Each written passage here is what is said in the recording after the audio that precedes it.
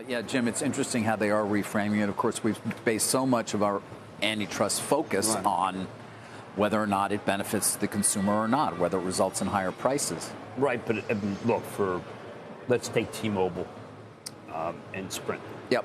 I thought that would be a bad deal for customers. That's wrong. I mean, it's not cut and dry.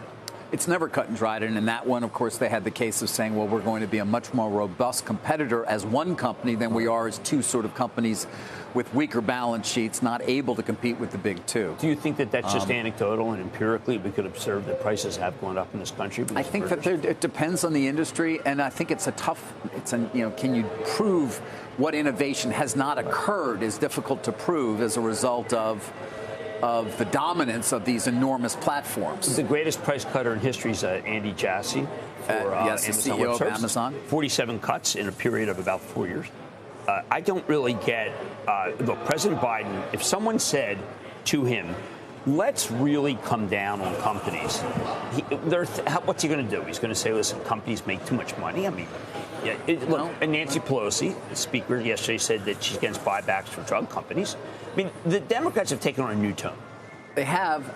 They're aided, at least in part, on the technology side by the Republicans. It's interesting. I know. Right, where there are different issues, but it's resulting in similar sentiments, which is enough. I think that the biggest bargains in the country have been, let's say, Apple, okay?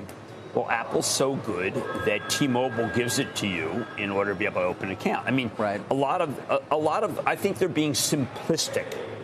President Biden's being simplistic.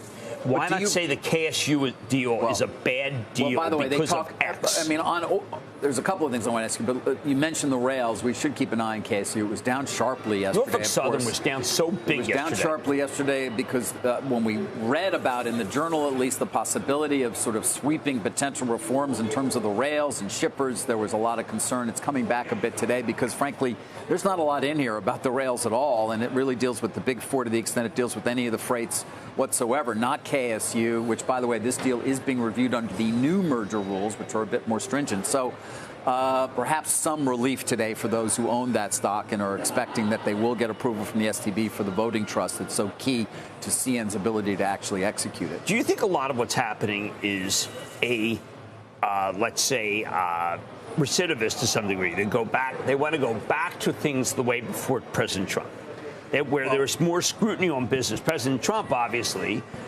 was pro-business.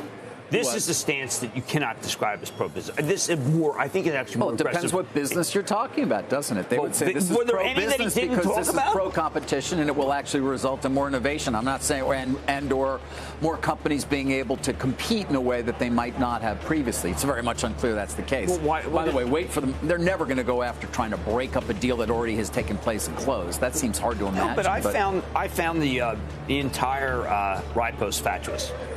I think it was a fatuous move by the president. It basically just said, we're going to enforce laws. Well, okay. Do you not think there's any improvement that could be made in the antitrust laws, or that they're 100 years old? I think the Clayton Act. I think try to get it through Congress. How about just smarter people? Shepard Smith here. Thanks for watching CNBC on YouTube.